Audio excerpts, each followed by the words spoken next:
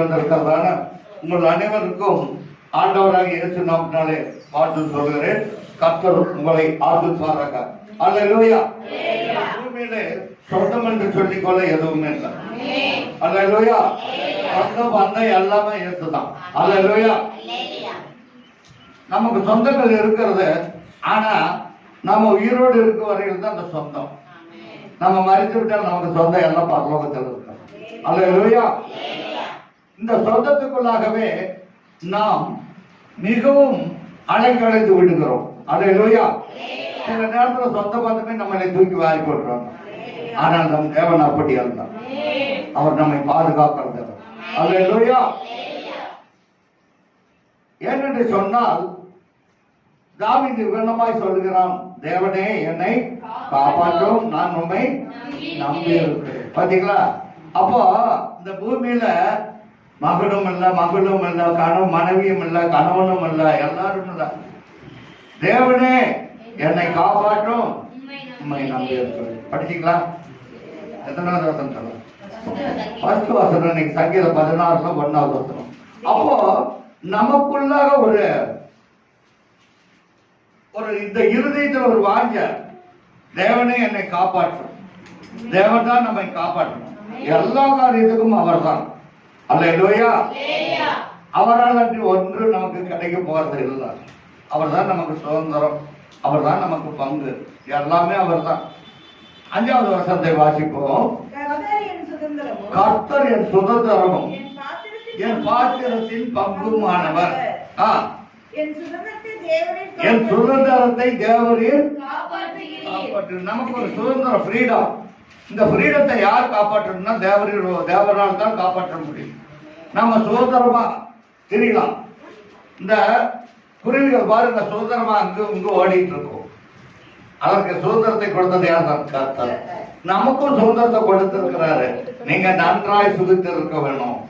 பிரியமானவர்கள், நீங்க வாழ்கிறது போல எல்லாவற்றிலும் வாழ்ந்து சுகமாய் இருந்தான். பிரியமானவளே, நீ எல்லாவற்றிலும் வாழ்ந்து சுகமாய் இருக்கணும். தேவனை என்னை காப்பாற்றும், நான் உம்மை நம்பி இருக்கிறேன். நான் ஒருபோதும் வெட்கமடையாதபடி செய்யும். நாம் வெட்கப்பட்டு போவதற்காக அல்ல.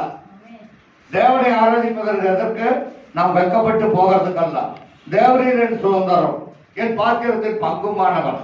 என் சுதந்திரத்தை தேவரீர் நமக்கு சுதந்திரமாய் வாழ்வதற்கு தேவன் காப்பாற்றுவார். இதை நம்ம வைத்துக் கொள்ளணும். எப்படி காப்பாற்றுவார்? ஐயோ, நான் எப்ப பார்த்தாலும் வறண்டு போய் கிடக்கிறேன். நான் சொல்றேன், நித்திய ஜெப வீட்டுக்கு வர்றவங்க ஒருபோதும் நான் பஞ்சத்துல இருக்கிற, பட்டியலில் இருக்கிறேன்னு சொல்லவே சொல்லாதீங்க. ஏன்னாக்க என் சுதந்திரத்தை தேவரீர் காப்பாற்றுகிறார். என் சுதந்திரத்தை எனக்கு ஆலோசனை தந்த கர்த்தரை துதிப்பேன். அல்லேலூயா. நமக்கு ஆலோசனை கொடுக்கிறவர் அவர் தான். நமக்கு சம்பாத்தியத்துக்கு பலனை கொடுக்கிறவர் அவர் தான். என்ன கொடுத்தாலும் ஆண்டவர் இல்லைன்னு சொல்லாதீங்க. உங்க வாயை கொண்டு சொல்லக்கூடாது. ஏன் சொல்றேன்னாக்கா, அவர் தான் உங்கள் சுதந்திரத்தை காப்பாற்றுகிறவர். நம்ம வாங்கி நம்ம சுகத்தோடு பலத்தோடு வைத்திருக்கிறதே அவருடைய கிருபை. உனக்கு பலன் கொடுப்பார், உனக்கு சத்துவத்தை கொடுப்பார், எல்லாம் கொடுப்பார். தேவனிடத்தில் மாத்திரம் போய் சொல்லாது இருங்க. அல்லேலூயா. உங்களை சகோதரித்து எல்லா காரியங்களையும் சகோதரித்து கொடுக்கிறவர் அவர் தான். உங்களை வெறுமையா விட மாட்டார். ஐயோ, இவன் வாழ்க்கை வறண்டு போய், எப்படி வாழ்க்கை வறண்டு போகும்? நம்ம செய்கிற தப்பு தான் வாழ்க்கை வறண்டு போகும். நம்ம செய்கிற தவறுதான் வாழ்க்கையில அப்படியே புரட்டி போட்டுக்கிறது. ஆத்துல தண்ணி போச்சுனாக்க இப்ப ஒழுங்கா போயிட்டு இருக்குது. அதே 1 லட்சம் கண்ணாடி தண்ணீர் திறந்து விட்டதுன்னு வச்சுக்கோங்க, அப்படியே புரட்டி போட்டு போகும். நம்முடைய வாழ்க்கையும் அப்படித்தான் பொல்லாத பிசாசன் பார்த்துட்டு இருக்கோம். எப்ப உங்களை புரட்டி போடலாம் அப்படின்னு பார்த்துட்டு இருப்பாங்க. நம்ம பேசுகிற பொய், நாம் பேசுகிற எல்லா மாற்றங்கள், இதையெல்லாம் பிசாசன் கவனித்துட்டு இருக்கிறோம். இந்த புலிக்காரனுக்கும் வந்து ஆள்காரர்கிட்ட அல்லாததான். நான் போய் பேசுனா எனக்கு பிசாசனம் பார்த்துட்டு இருப்பேன், எப்படா குழி தோட்டலான்ட்டு. நம்ம பேசுகிறதை கரெக்டா பேசணும். பாருங்க, எடுத்து வாசிப்போம். நீதிமொழிகளின் புஸ்தகம் 16ஆம் அதிகாரம் 20வது வசனத்துக்கு போகும். சீக்கிரம் எடுத்து வாசிக்கணும். நீதிமொழிகள் 16:20 சீக்கிரம் எடுத்து வாசிக்கணும். விவேகத்துடன் காரியத்தை நடப்பிக்கிறவன். எதோட? விவேகம் வேணும். நம்ம அந்த காரியத்துல ஒரு விவேகம் வேணும். எப்படி போய் சொல்லி தப்பிக்கலான்னு தப்பிக்க கூடாது. ஒரு விவேகம் வேணும். இந்த காரியத்தை நடப்பிக்கிறதுக்கு என்ன வேணும்? விவேகம். ஒரு ஜாக்கிரதை, அனுபவத்தோடு, விவேகத்தோடு, புத்தியோடு நம்ம நடந்து கொள்ளணும். என்ன சொல்றது? காரியத்தை நடப்பிக்கிறவன் நன்மையை பெறுவான். அப்போ நம்ம பேசுற பேச்சுல, நம்ம நடக்கிற நடக்கையில விவேகம் வேணும். என்ன சொல்லி தப்பிக்க முடியாது. ஏன்னாக்கா அவர் உங்கள் நினைவுகளை எல்லாம் அறிகிற கர்த்தர். என் நினைவை அறிகிறவர் கர்த்தர். நம்ம என்ன பேசுறோம், எப்படி பேசுறோம், பொய் பேசுறோமா, என்ன கதை எல்லாம் அவர் அறிகிற தேவன். நான் இன்னைக்கு ஒரு பொய்ய சொன்னாலும் அதை ஆண்டவர் அறிவார். ஊழிக்காரன் மட்டும் தப்பி வைக்க மாட்டார். ஊழிக்காரன் தான் மொத்தம் நட்டி விடும். விவேகத்தோடு கர்த்தரை ஆராதிக்கணும். விவேகத்தோட நடப்பிக்கிறவன் நன்மை பெற வேணும்னா விவேகத்தோடு நீங்க நடக்கணும். சபைக்கு வந்தால் போதாது, சத்தியத்தை கேட்டால் போதாது, அதன்படியாக விவேகத்துடன் நடக்கணும். நான் அந்த காரியத்தில் நன்றாய் நடக்கணும்னா நம்மை நாமே சோதித்து பார்க்கணும். திருவிருந்தம் எடுக்க வரோம், தன்னைத்தான் சோதித்து அறிந்து திருவிருந்தில் பங்கு கொள்ளணும்.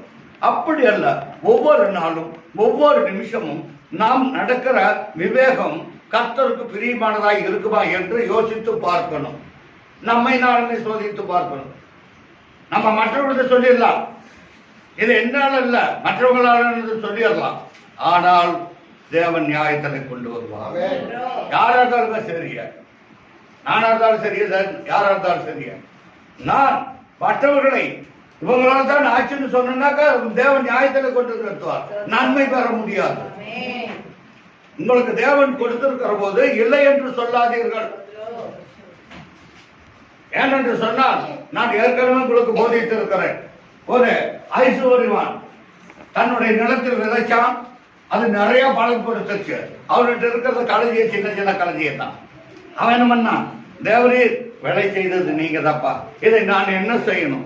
ஆண்டவர்கிட்ட ஆலோசனை கேட்டிருந்தா, விவேகமா கேட்டிருந்தா ஆண்டவர் சொல்லியிருப்பாரு, அட நீ வந்து உன் களஞ்சியத்தில் எவ்வளவு பிடிக்குமோ, எவ்வளவு கெப்பாசிட்டி பிடிக்குமோ அவனை மட்டும் நீ வச்சுக்கிட்டு மீதி ஏழைகளுக்கு கொடுத்து ஆண்டவர் சொல்ற. விவேகம் கிடையாது. அவனுக்கு நல்ல நல்ல விளைஞ்சிருச்சு, அவனுக்கு மனுஷனுக்கு கொடுக்கறதுக்கு பிரியம் இல்லை. என்ன பண்ணுனா கொண்டு போய் களஞ்சியத்தை பார்த்தா, ஐயோ இத்தனை விளைஞ்சிருக்குதே, இதையெல்லாம் நம்ம இந்த களஞ்சியத்துல கொண்டு போய் சேர்த்த முடியாத, களஞ்சியம் சின்னதா இருக்கு. அதுக்கு அவன் சொன்னா, அவன் விவேகத்தோட ஆண்டவர்கிட்ட கேட்டிருக்கலாம். அவன் தன் சுய புத்தியில சொன்னான். என்னன்னு சொன்னா, நான் இந்த களஞ்சியத்தை இடித்து பெரிதாக கட்டி அநேக நாள் ஆத்துமாவை நீ நன்றாய் புசித்து திருப்தியாக. ஆண்டவர் சொன்னாரு, அட அதிகாரனே, இன்னைக்கு உயிர் இன்னைக்கு எடுத்துக்கொள்ளப்படுகிறது, இதெல்லாம் யாருக்காக சேர்த்து வைக்கிறார். ஆண்டவர் நமக்கு கொடுத்திருக்கிற ஒரு காலத்துல கொடுத்திருக்கிற நியமத்திலோட நம்ம கற்றுக்கொள்ளணும். ஏன்னு சொன்னால் போதும் என்ற மனமே பொன் செய்யும் மருந்து. ஆண்டவர் நமக்கு கொடுத்ததை இல்லை இல்லை இல்லைன்னு சொல்லவே கூடாது. யார் சொன்னா, உன் வாயில் இருந்து வர வார்த்தையின்படியாகவே உன்னை தேவன் குற்றம் கண்டுபிடிப்பார்.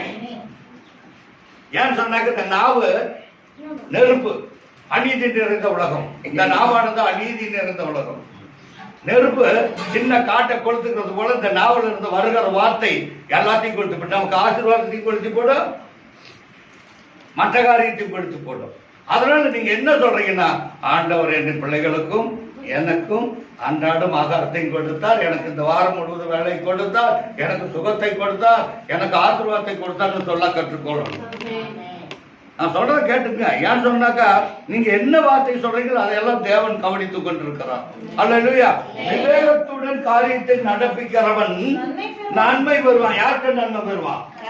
மனுஷனிடத்த நன்மை பெற மாட்டான். விவேகத்தோட ஆண்டவர்கிட்ட கேட்கணும்.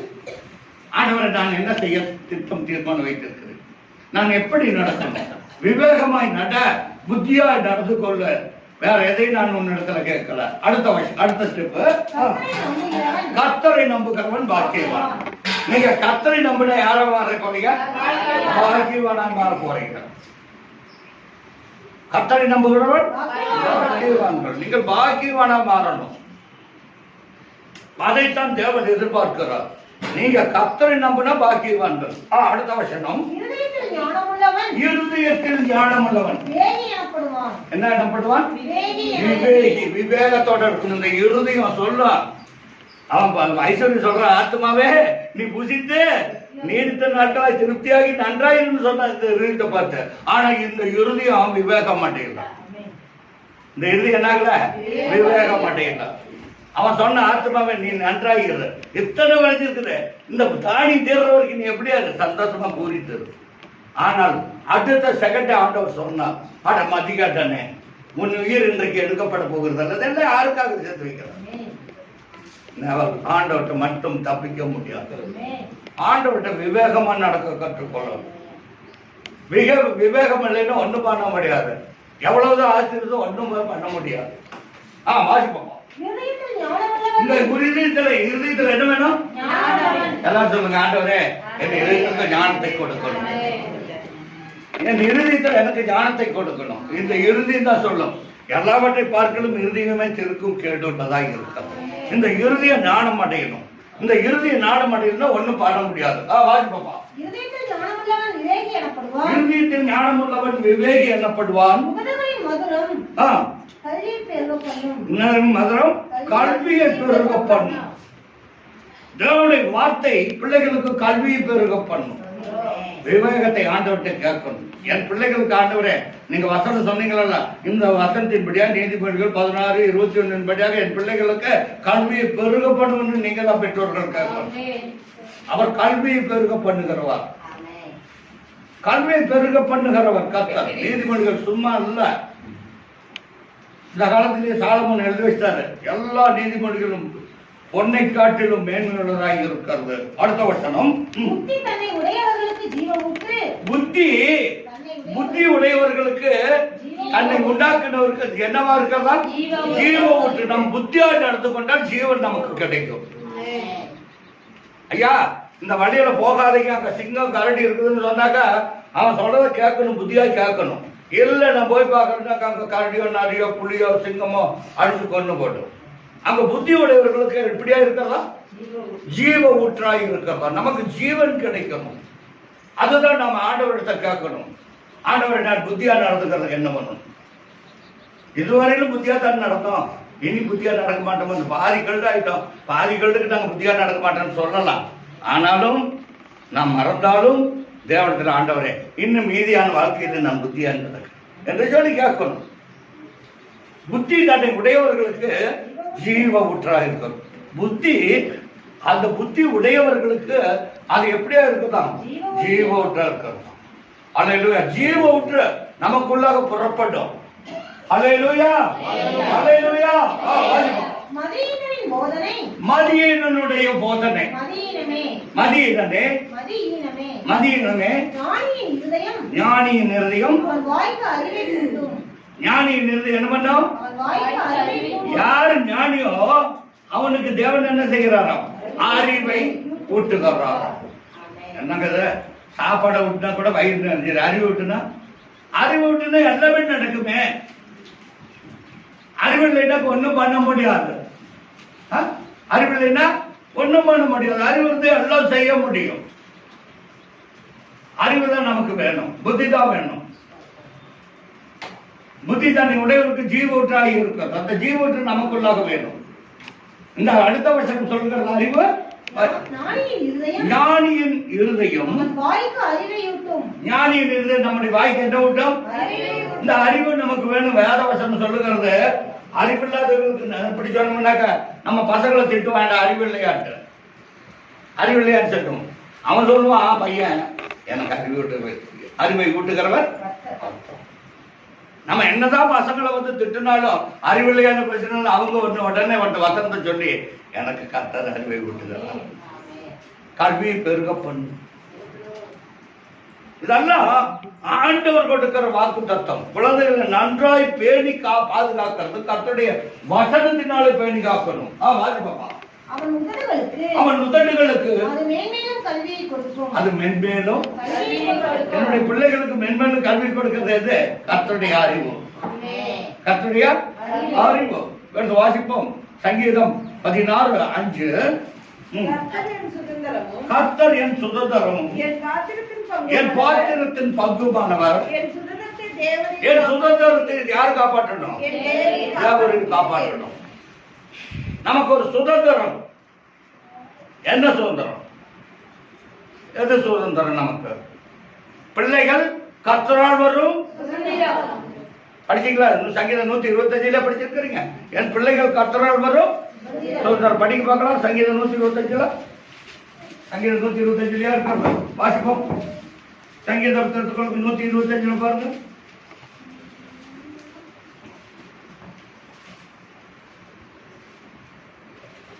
இருக்கப்பா. இதோ பிள்ளைகள் கர்த்தரால் வரும் சுதந்திரம். 127 3வது வசனம். இதோ பிள்ளைகள் கர்த்தரால் வரும். அப்ப உங்களுக்கு எனக்கு பிள்ளைகளை கொடுத்தது யாருடைய சுதந்திரம்? அந்த சுதந்திரத்தை தேவரின் காப்பாற்று. நம்ம ஆண்டவர்கிட்ட அறிக்கையிடணும். அதுதான் சங்கீதம் 16:5 அழகா சொல்லிருக்கு. தேவரின் வாசிப்போம். என் சுதந்திரமும் என் பாத்திரத்தின் பங்குமானவர். என் சுதந்திரத்தை. சுதந்திரம் யாரு? என் பிள்ளைகள். பாருங்க, இதோ பிள்ளைகள் கர்த்தரால் வரும் சுதந்திரம். கற்பத்தின் கறி அவரால் கிடைக்கும் பலன். அப்ப அந்த சுதந்திரத்தை காப்பாற்றுகிறது யாரு? உங்களால வண்ண முடியாது, என்னால வண்ண முடியாது. பிள்ளைகளை காப்பாற்ற வேணும்னா கர்த்தர் தான் அறிவை கொடுக்கணும், அறிவை ஊட்டணும், நல்வழி காட்டணும். சுதந்திரத்தை காப்பாற்றுகிறது யார் தான்? கர்த்தர். நம்ம சொல்லுவோம், உன்னை நான் காப்பாற்றணும், முடியவே முடியாது. ஆனால் கர்த்தர் தான் சுதந்திரத்தை காப்பாற்ற முடியும். ஏதோ பிள்ளைகள் கர்த்தரால் வரும் சுதந்திரம் அவர் தான் காப்பாற்ற முடியும், வேற யாராலும் காப்பாற்ற முடியாது. நீங்க நினைக்கிறீங்க நான் இந்த வேலையை செஞ்சேன், இந்த வேலையை செஞ்சேன், அப்படி பண்ணணும், இப்படி பண்ணணும், காப்பாற்றணும். நெவர். ஆண்டவர் தான் நம்மளுடைய சுதந்திரத்தை காப்பாற்றணும். இன்றைக்கு தெரிஞ்சு கொள்ளுங்கள். அல்லேலூயா. அடுத்த வருஷம் 6வது வருஷம். நேர்த்தியான இடங்களில் எனக்கு பங்கு கிடைத்தது. நேர்த்தியான இடங்களில் நமக்கு பங்கு. பாருங்க, கர்த்தரோடு பங்கு. யாரோட பங்கு கிடைச்சிருக்குது? திருடனோடு பங்கு இல்ல, கொள்ளக்காரனோடு பங்கு இல்ல. நமக்கு யாரோட பங்கு? கர்த்தர் நேர்த்தியான இடங்களில் எனக்கு பங்கு கிடைத்தது. சிறப்பான சுதந்திரம். நமக்கு சிறப்பானது. அதுல ஒரு குறை இல்ல. நம்ம அதை விட்டுட்டு துன்மார்க்கனோடு போய் செஞ்சுட்டு பங்கு வச்சோம்னாக்கா நமக்கு சிறப்பான சுதந்திரம் கிடைக்காது. என்ன பண்ணும்? அவங்களால உதறி போடுவாங்க. துன்மார்க்கன் உதறி போடுவான். அதுவே பாருங்க, சங்கீதம் நீதிமொழிகள் 16ஆம் அதிகாரம் 21வது வசனம் 22வது வசனத்தை வாசிப்போம். இருதயத்தில் ஞானம் வேணும். நம்ம துன்மார்க்கரோடு பங்கு கொள்ளக்கூடாது. தேவனிடத்துல எனக்கு சுதந்திரம் கிடைச்சது நம்ம சொல்லணும். விவேக் எனப்படுவான், உதடுகளின் மதுரம் கல்வியை பெருக பண்ணும். புத்தி தன்னை உடையவர்களுக்கு ஜீவ ஊற்று. மதியனின் போதம் மதியனமே. ஞானிகளின் இருதயம் அறிவை ஊட்டுமா. இன்னைக்கு வசனத்தை சொல்லி கொடுத்தா அதை ஞானமா ஏற்றுக்கொள்ளணும். மதியனத்துக்கு நம்ம புத்தியை சாத்தக்கூடாது. மதியனத்தின் இது மதியன். மதிகட்டவர்களுடைய பேச்ச நாம பேசக்கூடாது. மதியனவர்கள் சொல்லுவாங்க, அட ஏன் நீங்க போறீங்க, எதுக்கு போறீங்க, எங்க போறீங்க, எங்க வர்றீங்க? உங்களுக்கு ஆண்டவர் வாழ்க்கையை முன்னேற்ற வேண்டுமா? உங்களுக்கு ஆண்டவர் உங்களுடைய வாழ்க்கை தரத்தை உயர்த்தணுமா? ஆண்டவர் உங்களை மென்மேலும் ஆசீர்வதிக்கப்படணுமா? மதிகட்டவனுடைய பேச்சை கேட்காதுங்க, மதியனுடைய பேச்சை கேட்காதுங்க. ஏன்னாக்கா மதியன்னு பேச்சை கேட்டா உங்களுக்கு என்ன வந்துடும்? மதியனும். மதி என்று சொன்னால் புத்தி. புத்தி கேட்டவங்க பேச்சை நீங்க என்ன பண்ணக்கூடாது? கேட்கக்கூடாது. புத்தி தன்னை உடையவர்களுக்கு என்ன ஆகுமா? அறிவை ஊட்டுமா. உங்களுக்கு அறிவை கொடுக்கிறவர் கர்த்தர், ஆலோசனை கொடுக்கிறவர் கர்த்தர். எனக்கு ஆலோசனை தந்த கர்த்தரை நான் துதிப்பேன். வாசிப்பா சங்கீதம் 14. எனக்கு ஆலோசனை தந்த கர்த்தரை துதிப்பேன். ராக்காலங்களில் இருதயங்கள் என்னுடைய ராக்காலங்களிலும் என் உள்ளந்திரியங்கள் என்னை உணர்த்தும். இந்த காலையில இருந்து என்ன வேலை செஞ்சா, எப்படி செஞ்சா, யாரோட சேர்ந்தா, யாரோட பேசணும், என்னங்கிறத இந்த உள்ளந்திரியங்கள் இரவோடு இரவாக நம்மோடு உணர்த்தும். நீங்க நன்றாய் தெரிந்து கொள்ளணும்.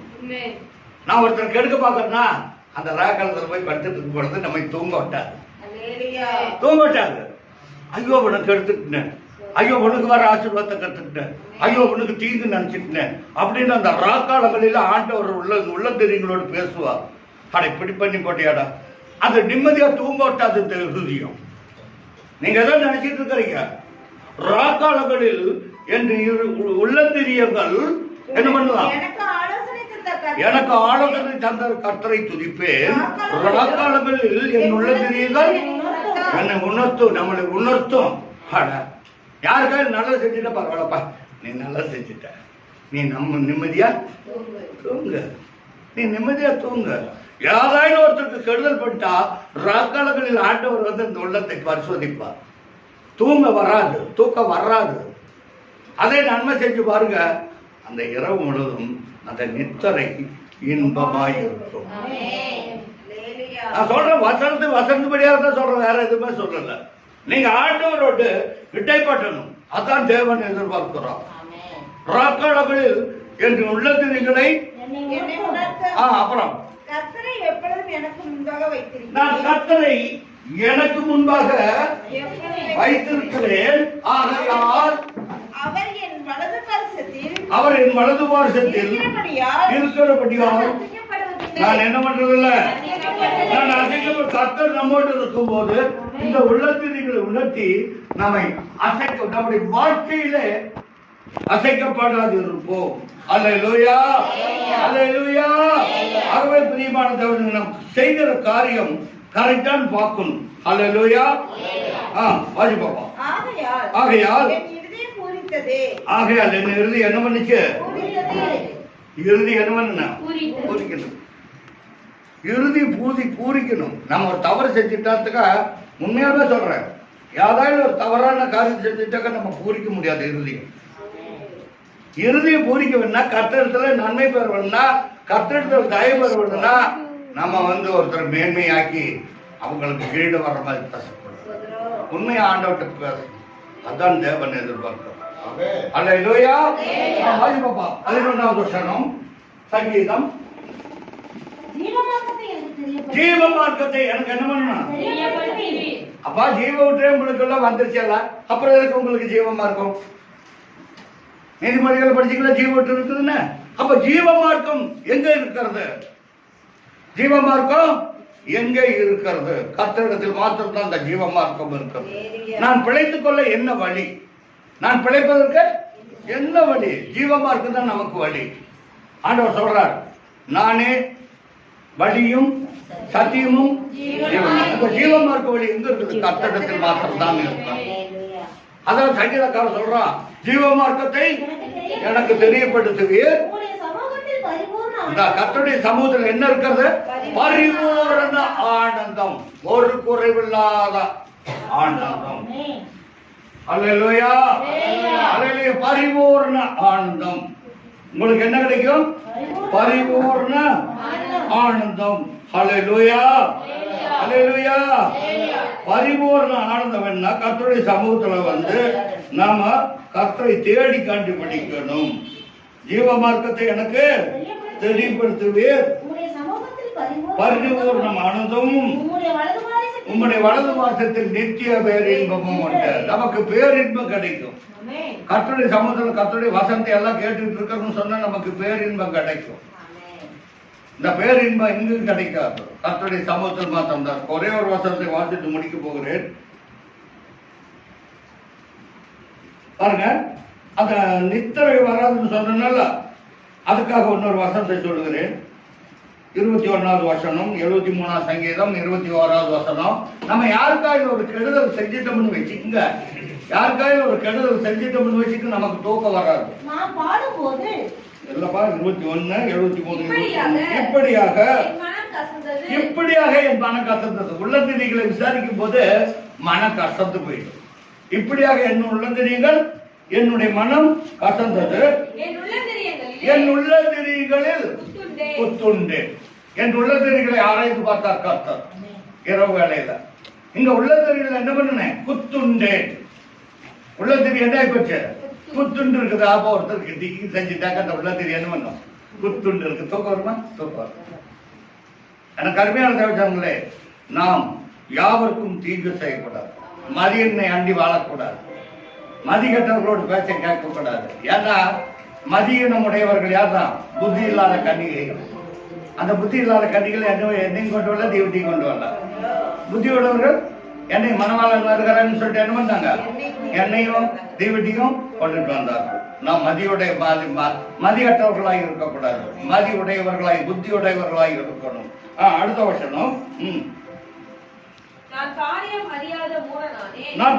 அறியாத மூடனானேன், உமக்கு முன்பாக மிருகம் போலானேன். ஆனாலும் நான் எப்போதும் உம்மோடு இருக்கிறேன். என் வலது கையை பிடித்து ஆண்டவர் என்ன செய்கிறாரு? ஒவ்வொருடைய வலது கையும் பிடித்து ஆண்டவர் தாங்குகிறவராக இருக்கிறார். அடுத்த வசனம், இன்னைக்கு வந்திருக்கிறவங்க எல்லாரும் ஆண்டவர் என்ன கேட்கணும்? ஆண்டவரே என்னுடைய ஆலோசனை வேண்டாம், எல்லாம் உடைய ஆலோசனை இல்லபடியா என்னை நடத்தணும் அப்படின்னு கேட்க கற்றுக்கொள்ளட்டும். வாசிப்பாப்பா. உங்களுடைய ஆலோசனைப்படி நீர் என்ன பண்ணணும்? அவர் ஆலோசனைப்படி நடந்தா தான் நம்ம நல்லபடியாக நடக்க முடியும். இல்லைனாக்க நடக்க முடியும். நம்ம ஆலோசனையால ஒன்னும் சொல்லி ஒன்னும் ஆகாது. வாசிப்பாப்பா. முடிவிலே என்னை மகிமையில் ஏற்றுக்கொள்வீர். அல்லேலூயா, அல்லேலூயா. இதுல பாருங்க, சங்கீதம் 16:8 வாசிப்போம். சங்கீதம் 16:8. கர்த்தரை நான் எப்பொழுதும் எனக்கு முன்பாக வைத்திருக்கிறபடியால் நான் அசைக்கப்படுகிறது. 9வது வசனம், 16:9. ஆகையால் என் இருதயம் என்ன பண்ணுனா? இங்க ஆலயத்துக்கு வந்த இறுதி பூரித்து தான் போகணும், தனக்கோட போகக்கூடாது. என் இருதயம் பூரித்தது, என் மகிமை களிகூர்ந்து. உங்க மாம்சம் நம்பிக்கையோடு தங்கி இருக்கணும். ஆண்டவர் சமூகத்துல நாங்க இருக்கிறோம். என் மாம்சம் கர்த்தரிடத்துல நம்பிக்கையோடு தங்கி இருக்கணும். நாம் யாவரும் முழங்கால் படிக்கிறோம், நாம் ஜெபிப்போம்.